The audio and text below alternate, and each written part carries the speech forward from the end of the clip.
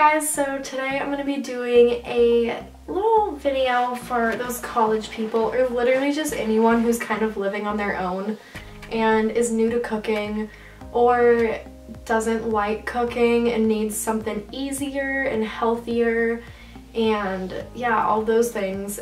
So this is just for you guys if you guys need some easy meal ideas. I do want to make a quick disclaimer first that a lot of these have very easy like vegan or vegetarian alternatives.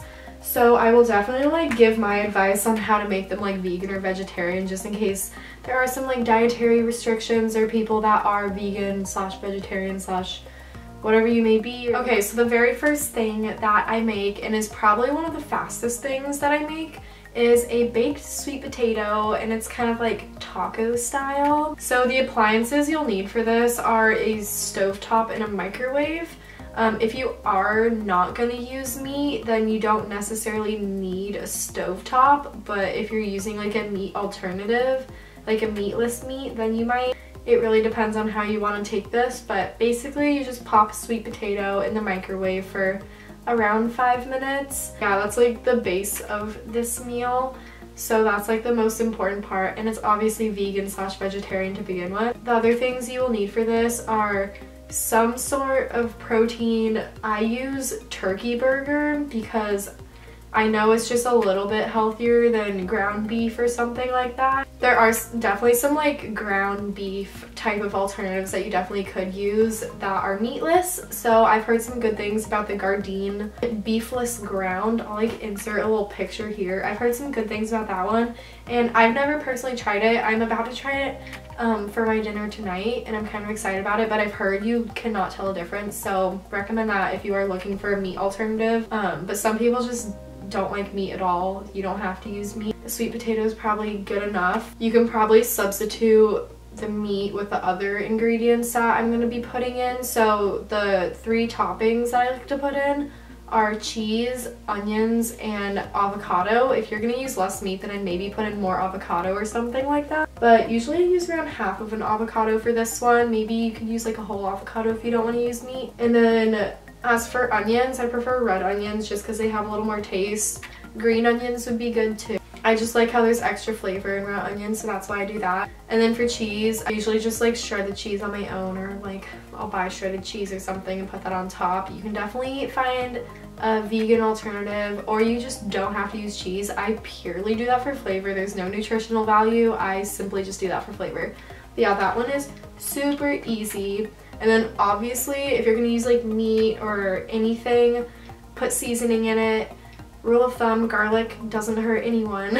Garlic is my most used seasoning in college. I use that, and then I use Johnny's seasoning salt a lot because it's kind of like a mix of a bunch of different seasonings. And you can always change it around. You can add like different vegetables like broccoli, Brussels sprouts. You can add sour cream if you want. Who knows? It's a baked potato, but this is just like my taco style one, and it's like so easy, so that's why I'm just like showing you this one. Okay, the next recipe I have is easily my favorite and most eaten one, and that is spaghetti squash.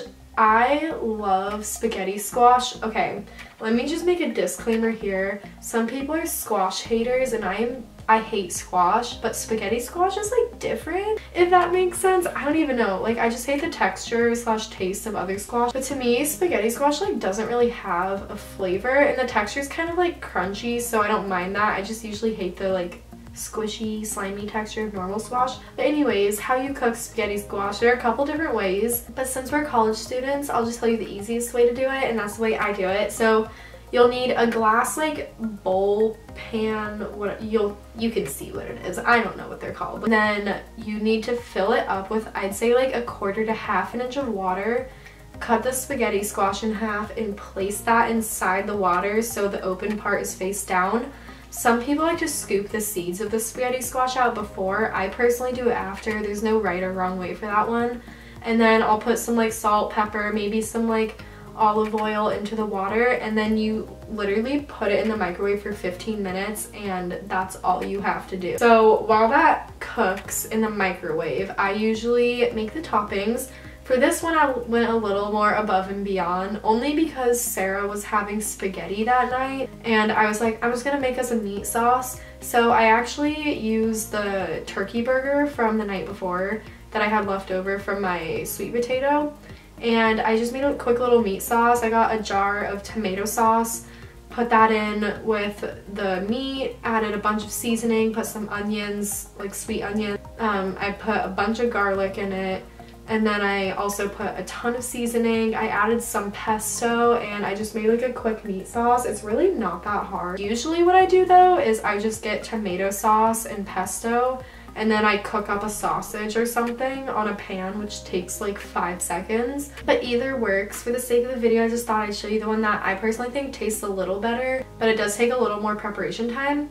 But I just want to make a disclaimer, this might seem like it's a lot of work, but a spaghetti squash, if you get a big enough one, it makes like a week's worth of food. So I'm not even kidding. After I made that spaghetti squash, I had to put this video on hold for like a week because I couldn't make new food because I had so much food left over from that I straight up ate spaghetti squash for like 7 or 8 days after I made that squash. Like, I straight up had so much left over. It's not even funny. So while it might take preparation the first night, maybe cook it up on a Sunday and then save it as a meal you can just like heat up really easily for the rest of the week.